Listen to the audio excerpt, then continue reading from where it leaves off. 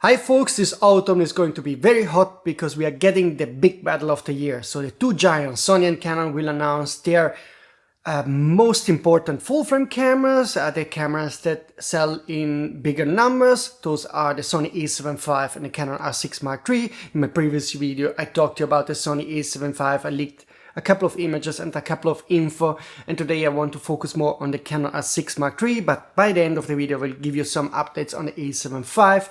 But we have some news about the camera and also other Canon gear, and we have to discuss it. So before we kick off, the usual reminder to first of all like this video to help in the YouTube algorithm, subscribe to the channel, hit the notification button to not miss out the upcoming rumors. A couple of weeks ago I told you that a German YouTuber that I follow, his name is Jan Wegener, sometimes really shares correct info about Canon gear that still has to be announced, and he was certain that the Canon R6 Mark III would be announced within a couple of weeks. An interesting fact is that many influencers right now are in Japan for meeting with Canon, so that's official because they share it on the socials that they're there for Canon. They of course didn't share what's happening, so we don't know if they're testing new products, if those products will be announced within a couple of weeks or not. But in the meantime, we got an update through CanonRumors.com, and he's sure there is an official product announcement event scheduled for mid-November. Actually, he wrote that there might be two separate events, but this is still uncertain, but he's sure there will be a new camera announcement mid-November. Now, I don't know if we're getting an announcement now in early October and then another one in mid-November, so that's still uncertain. If you happen to have more solid info, you stumble upon some info on the web that you think is reliable, or you heard something, you can contact me using this email address and contact box. And so let me know if you know something more. But anyway, Canon is definitely going to announce a new camera, that's for sure. And I just guess this is the R6 Mark III because there are so many rumors going around. I hope that one of my trusted sources can confirm in the next days and weeks that this is indeed the case. And from what we know, the R6 Mark III is very likely to have the 34 megapixel sensor of the C50. This is a new sensor developed by Canon. It's an excellent sensor, so it makes sense that they will use it also on the R6 Mark III. It's a perfect fit, so even if we don't have a solid confirmation from trusted sources that this is going to be the case, I'm 95% certain that this is going to be the sensor in use on the R6 Mark III, and it would make it definitely a very compelling camera, in my opinion, a very solid update from Canon.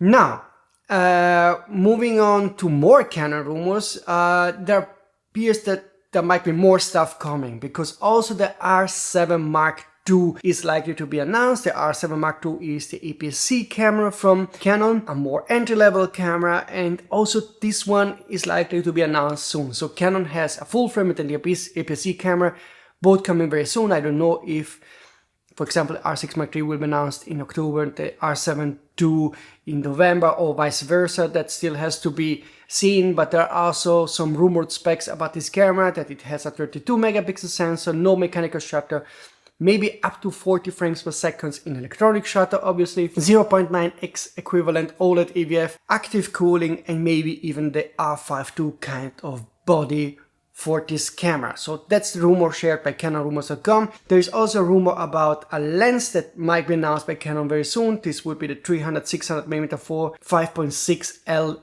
IS lens. And then there's also another interesting news. Canon did launch a survey asking if people are interested in getting a new 20-50mm 4.0 PZ lens and a 45mm 1.2 STM lens. Having a 45mm 1.2 is pretty unique, so I think would be quite a nice lens, but also 20-50 PZ, so a compact zoom lens, perfect also for vloggers and so forth, so a perfect travel lens. I think it would be a hot lens for Canon.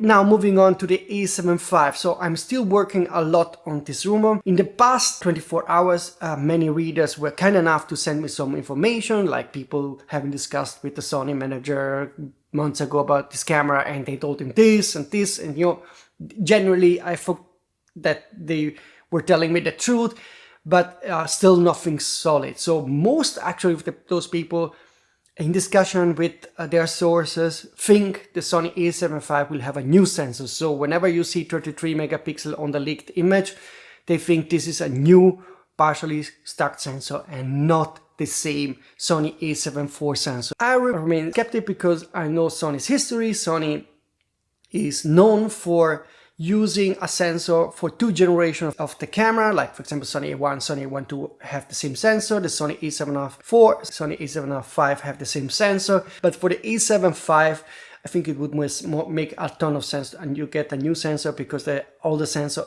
has a slow readout, rolling shutter, crop in 4K. For when it comes to the video performance, it's really subpar.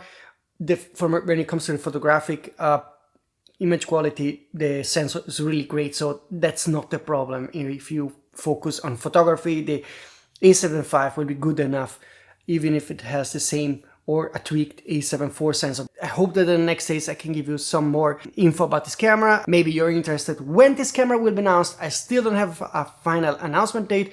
We know from the history of Sony that they tend to announce their big gear of the year around mid-November. So about the same time, Canon will have their announcement according to CanonRumors.com. November will be definitely not boring. One more thing regarding Sony. One of my sources told me last week that on September 22, Sony would increase the prices on most of the Sony cameras and lenses, and indeed this did happen. Price of the A7R IV and other cameras did go up to $400 plus. I made a couple of charts to show how much more expensive cameras and lenses did become since May, because Sony did increase the price of the gear a couple of times in the meantime.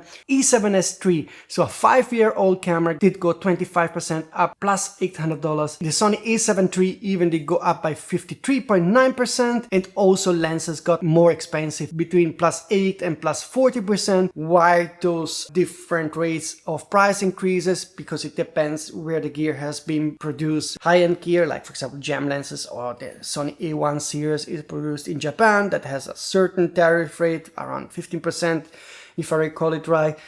If it gets produced in China, it's around 30%. So then there is also, obviously, also a factory from Sony in Thailand where other stuff gets produced. And so there are many factors waiting in and deciding what kind of increases are justified on some cameras and lenses. I think I see you very soon to share some more info about Sony and Canon gear. Again, a reminder that you can always contact me here to share your info.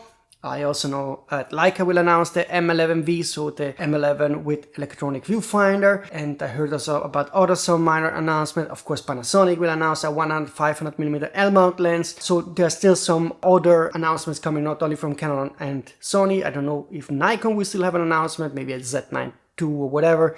But again, hopefully in the next days I can share some more info about all that gear. Okay, so again, subscribe to the channel, hit the notification button to get the notification when there is a new video, and I see you very soon.